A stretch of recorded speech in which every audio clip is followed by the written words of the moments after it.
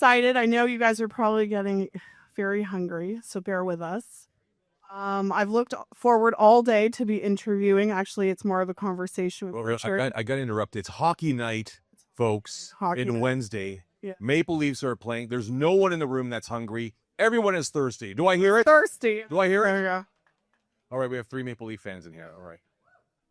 All right, we're going to get right into it. I mean, we'll talk a little bit about polymath in a bit, but for now, we're going to talk all things tokenization and what type of assets we can tokenize now and in the future. I think we all know, and we've all talked today about blockchain technology and how it's disrupting many, many industries.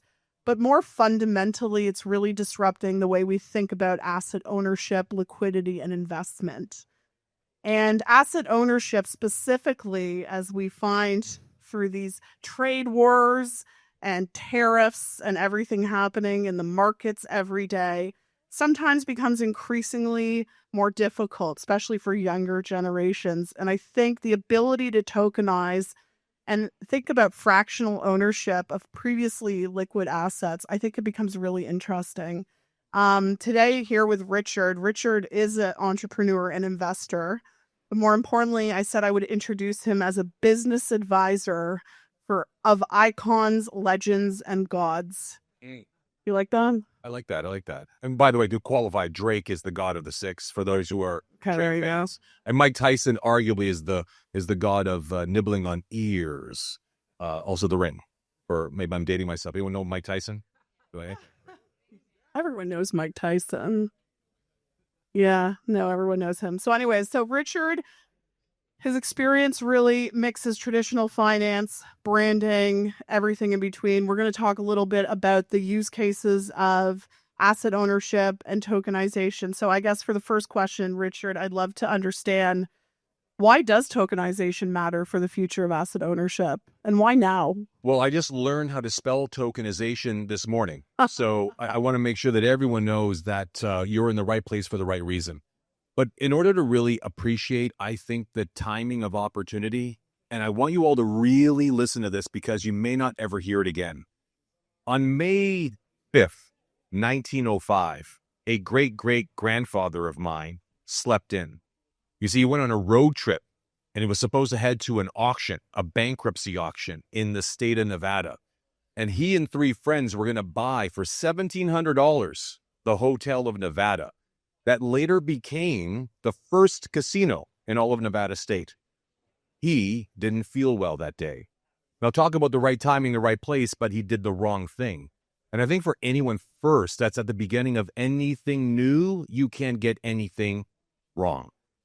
Being in the right place at the right time with the right ingredients, with luck in the winds of the sails, so to speak. I mean, you have got the right timing right, but you've got to also just lean into the right direction.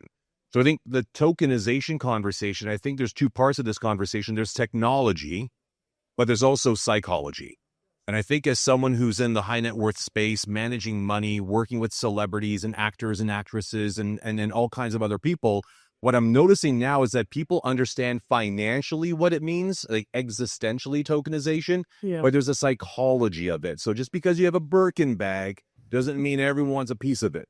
Like just because you have a Ferrari doesn't mean everyone wants to buy a part of it. Just because you've got something like, it floats and it's 150 feet doesn't mean it's worth tokenizing. So what I loved about the previous panels is that that's the technology conversation, the functional, the mechanics, the math.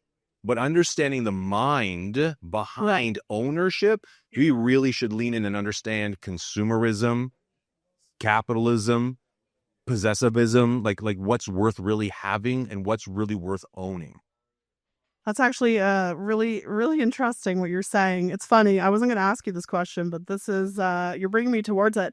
It's funny because tokenization it intersects a lot of different industries and concepts, like you mentioned. Did you say intersex or intersex? Like as an I just want to make sure I hear it. It's Wednesday, almost happy hour. I think he had a slip there. Messing around. But seriously, how do you see tokenization intersecting celebrity-driven ventures, sports franchises? He's a big brand guy. He's being humble up here, but he's a big brand guy. He's He's done a lot of different ventures. So how do you see tokenization sort of supporting those type of more brand influenced portions? Listen, I mean, I don't want to drop names, and we all have great businesses and entrepreneurial tracks. Like, I mean, for me, I just had a meeting this morning with the very famous, very cool, very kind David Falk. He's the co-founder of Jumpman Inc., Air Jordan. Yeah. And David was very famous for having brokered the deal for Michael Jordan into his NBA track. And he reminded me of a story of how there were 6 pairs of shoes, Michael Jordan previously worn shoes during his playoff season at auction at Sotheby's for $8 million.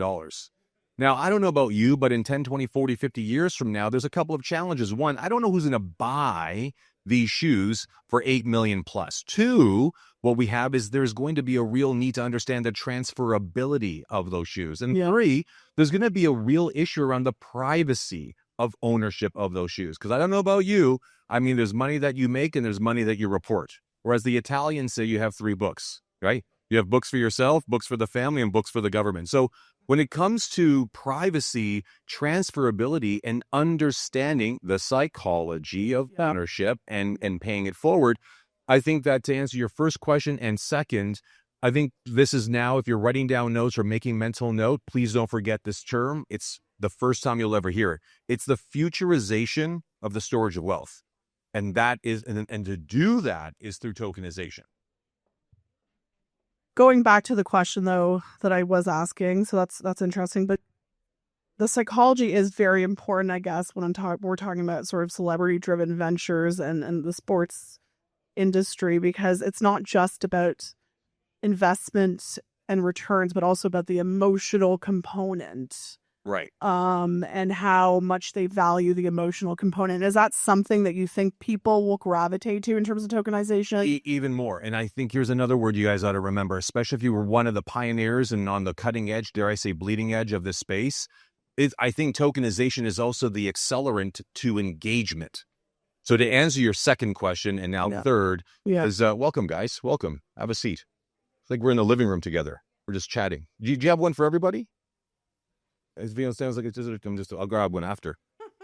But it's engagement. I mean, as we heard from the last panel, like what are some of the use cases? I don't want to steal your thunder because I know we'll get to that in a moment because we don't want to be between this crowd and an open bar for too much longer. No. But I will say this is that what we're noticing is that liquidity is also a real challenge. So one of the reasons why people tokenize is to create liquidity. So in the NBA, I advise about 6 NBA teams, 3 MLB teams, 2 F1 race teams. If I were to go to them and say, we have a tokenization opportunity of creating capital, an injection of real, beautiful capitalization into the teams, they would take it in an instant. Why? You're not coming with all the aches and pains of a voter. You're not coming in with all of your attitudes and egos and your predisposition about the team this direction. You actually are just putting money into a place that the brand speaks for itself. So I think the idea of tokenization is going to really make, here comes, fan engagement empowered. One more little quick story. I did a film years ago called The House of Gucci. Anyone see it? Yeah. Oh, thank God. Right. All right, good. In the movie, aside from Al Pacino, it was the story of the House of Gucci, the design house, and all the drama that came with it. Lady Gaga played a very pivotal role in that film. What I found odd was that between Al Pacino and Adam Driver, those two have no social media. None. So if they posted something, sizzled something, even shared their location, no one gave a shit because no one was watching, have no social media. But Lady Gaga did. And I found fascinating that her fans cared but didn't watch. So with all the millions of followers, what would make them induced to in fact participate is if they owned a piece of the film. Brand. So I think that tokenization is also an incredible on-ramp for fan engagement to co-profit, at least with power and purpose, to really celebrate their particular celebrity, actor, actress, or actor. And we talked about this upstairs because really it's just fractional ownership on the blockchain. Well, I mean, you call it fractional ownership on the blockchain, and beyond the semantics, again, the psychology of participation, It's like, what's in it for me? Why should it matter? And why should I keep paying attention, leaning in, and telling my other friends to watch it too? Right. I mean, The Weeknd, Abel, Toronto-born, who here knows The Weeknd, another great example of an artist who's starting to lean into fan funding fuel. Why? Because he knows that just getting a fan engaged in what he does, his arts, his works, and or his creative projects is one thing, but getting them to co-invest in it is another, because they get to champion things. They become ambassadors of that thing. So I want you all to consider that tokenization is also, here comes another word of the day, an accelerant. Is an accelerant of raising capital, inducing or seducing or inducing liquidity, and Okay. creating a real viable commercial footprint and future with that particular brand, its outpost, and or its creativity. Wow. That was a lot of different snippets of information there. I love it. I like the buzzwords there.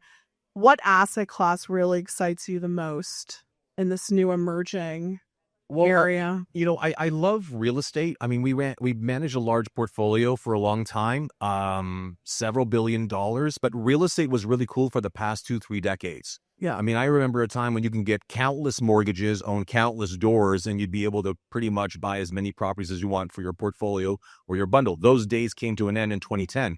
But Yeah. I think it's sexy to own real estate and people understand that asset class, but I'm not excited about the asset class because it's being redefined by things like geopolitical events and tariff wars and immigration and emigration. We even have reverse migration. People who went down south 30 years ago can't feel their hips, their knees stop clicking, and all of a sudden husband or wife dies and they're coming back home to be with loved ones. So there's too much movement to understand the economics of real estate, but I like some of the other ones. I'll give you one example. Some of my really silver ring celebrity actors, actresses, and such, you know what their biggest problem is? They have tons of memorabilia, especially athletes. This goal, that game-worn jersey, that game-worn shoes. And they have a whole bunch of stuff sitting, guess where? In the basement, in a bunch of boxes, likely Tupperware. So they have to inventorize this stuff, follow the bouncing ball for a moment, no pun intended. They have all this stuff. They have to inventorize it, assign it a fee and or a value, because guess what they have to start doing? Giving it very close. They have to identify who it's going to go to when they pass on, but also insure it because it's worth something. So it's important for the succession planning or the intergenerational wealth transfer. But now you've got a new problem. How do I prove ownership? Title. This is where, again, tokenization comes in play. So I think tokenization as a utility is not just about the economics of its mechanics as currency and digital currency and all of the stacking, all the wonderful things that people say that I don't understand. But what I do understand is the utility, where I think the world of memorabilia, heirlooms, transferable goods, and things of value from one generation to another is going to solve a big, because guys, never forget the statement I'm about to make. One baby boomer turns 75 every 7 seconds in North America. One every 7 seconds. And right now what we've got is more dying than living. And so what's going to happen is that transference of wealth has already begun. Over $119 trillion will transfer hands over the next 5 years. Do you think there's going to be any fights? Yes or no? Any debates, arguments, upsets, crisis? I think lawyers will be very busy. Absolutely. I think that's what's going to happen, to your point. So my point is this: I think tokenization will resolve or at least bring calm to a very imminent and inescapable financial crisis that I think we're all going to feel from a demographic, sociographic perspective. Okay. Yeah, it's true. By the way, by looking in the room, there's nobody here turning 75 every 7 seconds. No, not at all. There are a few lawyers, though, so shout out to all the lawyers. So listen, I mean, we're in the process at Polymath really of pushing along in this pathway. We also are going public. And we have a lot of lawyers working for us. A few of them are in the audience here. And it's been a challenge. It's been a challenge dealing with the exchanges, the public markets, the regulators, the list goes on. How do you overcome those hurdles?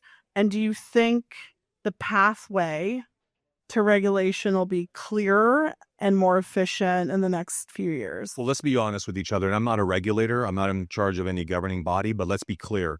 The only reason why regulators and governances and anybody in the world of bureaucracies are really, in fact, fighting with this space is because you are reeking of innovation, right?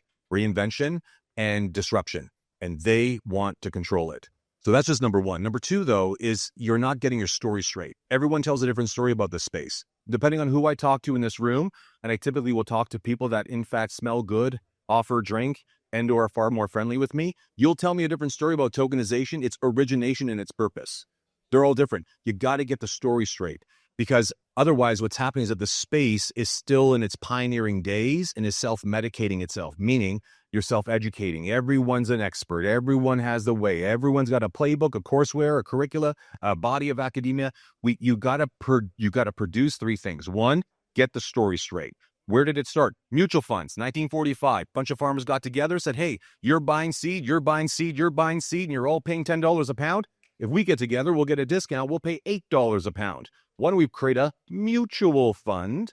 And all of a sudden now we'll band our dollars together. A mutual fund was born, and you got thousands of them to this day. You don't have to explain what it is. With tokenization, it's a threat. And I think that if you guys get that story right, you're great. Number two is everybody in this industry should band together, and rather than telling your own independent brand stories and great hype, create your own SRO, your own self-regulating organization. If there are lawyers in here, that would be something I would write down, especially on your palm, and don't wash that hand until you get it done. You should create your own SRO. You should be your own self-regulating organization where you actually, in fact, have all the facilities that would satisfy a regulator or governing body to say, hey, hold on a second, back off. We're governing our own space. We take on complaints, we remedy situations, we can reconcile differences, and we have our own appeals system and means of, in fact, governing those who are in the space. And the third is really get clear on some of the utility of tokenization. Like really come together as a real, true, united front and say, these are the 6, the 12, or the 18 verticals in which tokenization should be applied to, playbooked, recipeed, formulated, and published. And let's all adhere to those formulas. Y'all make sense? Make sense? That's what I recommend. Okay, since people here probably want to start their cocktail hour, I got 2 more questions. Yes. Potentially, we will work together. You'll be working with Polymath. We really hope so. If I came to you tomorrow and said, we're ready to go, what's the first project? I think the first project is teaching the retail market, and I mean financial planners, investment advisors, asset managers, family office managers and advisors, ultra-high net worth people, and those who champion and ambassador them all, teach them tokenization. Tell the story. Tell them why, what works for them, what will work for their investors and those who manage their money, and be able to tell them, the institutions and the retail space, both in Bay Street, Wall Street, and World Streets, to say, here's what it means. So I think Polymath needs to take control of the narrative, the direction, the arc, and the destination. That would be number one. Did you ask me for 2? No, I asked like a specific project, which asset class you would do, because you are a brand expert, and which one you think would resonate, I guess, most with the market. So choose memorabilia, art, something. I want a specific example. Well, here's what I'll say to everybody in the room. Don't pick an asset class that's cool. Pick an asset class that's in crisis. What would be the asset class in crisis is going to be a transference of ownership. What is the greatest risk to our own wealth, whether you're in Canada or the States, providing you're not onshore? Taxes. So when there's a transference of wealth, and if there's a huge tax bill, that's a crisis. Y'all get that? To say aye? You got it. So that's where I would focus. So I think that tokenization could be utilized in the form of estate planning, succession planning, tax mitigating, and dare I say, even say de-risking of one's ownership and exposure that the inheritors of that wealth transfer could end. That's the real estate side. Yeah. So it's not about getting it cool. It's about getting it chill. I like that answer, actually. I thought you were going to go in a different direction. You surprised me, but I liked it. I'm all full of surprises. You're all full of surprises. We only have 2 minutes left, though. So listen, we talk a lot about educating the public about tokenization. And I think everyone who works at Polymath here in the audience has had a conversation with somebody who doesn't quite understand what blockchain is, thinks we work in the matrix still. And I know a lot of people in this room understand the technical elements of this industry, but if you had to pitch somebody in 30 seconds, why tokenize, how would you sell it to them? I'd say, do you have a phone? And they would probably say yes. And I'd say, can you pull it out, please? And they would. And if they had an Android, I'd punch them. No, I'm just kidding. I say, great. How concerned are you in losing this phone on a scale from 1 to 10, 10 being very great? And they'd say, well, somewhere between 1 and 10. Now, if you're like me, I pay for everything on here. I mean, if I lost this phone, I couldn't get an Uber. I'm about to board a plane. I wouldn't be able to go anywhere with this phone. So I would say this. How would you feel if I was able to put this in a cloak of invisibility where no one can access it, no one can corrupt it, no one can ever steal it and or compromise what's on this phone ever again? Would you feel better or worse? They would say what? Far better. Explain. Well, that's how I want to leave you feeling embracing a tokenization conversation. It's about privacy. It's about transferability. It's about traceability. It's about incorruptibility. Cyber attacks are on the rise. Why? Because the world's going broke and people need to get money. They got to get paid. So they don't rob banks. They rob, well, data. They steal different stuff. So I think if you start to look and lean into some of those geopolitical trends, you start to realize that what's going to happen is I would tell someone to lean into the future proofing of the things that matter and of value of you. And tokenization is that cloak of invincibility. That's where I would lean you. I love it. Why don't we end there? Yeah, it's great. Such a pleasure, Richard. My pleasure's mine. Really. Thank you. Thank you so Thank much. you Thanks so much. much. Guys, Go ahead. thank you.